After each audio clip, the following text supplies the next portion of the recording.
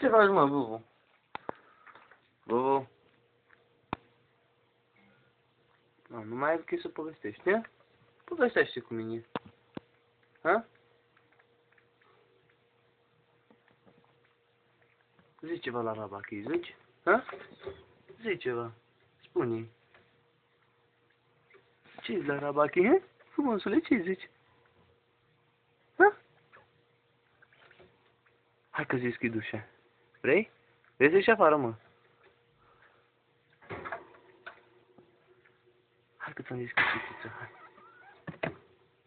Hai să-ți scarpin un pic, să vadă Rabachi cum îi place, cum îți place ție. Uite. Ce-ți duci lăbuța, mă? Vrei să-ți scarpin sub ea? Hă? Țucă, ți-am ales ce țuce. Nu m-a închis ochii, așa-ți place, așa. E altă la Rabachi cum îți place ție să faci băiță, îi arătăm? Hai să-i arătăm. Hai, du-te de aici, Bubu, hai. Du-te, mă. Nu-i voi afară, nu-i voi, mă. Să vadă Rabachi cum îmi faci tu băiță.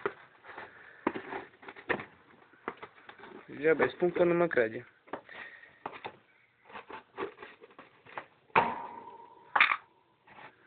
Punem nisip.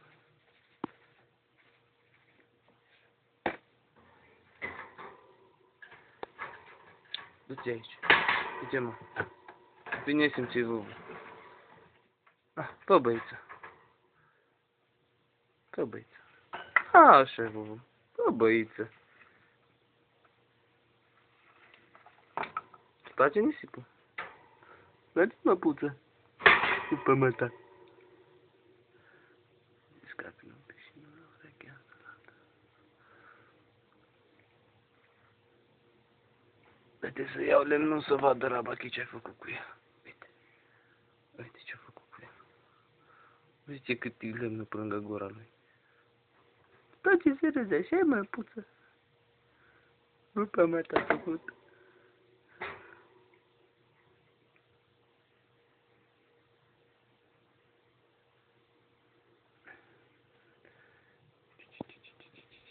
Râzi, așa-i râza, mă.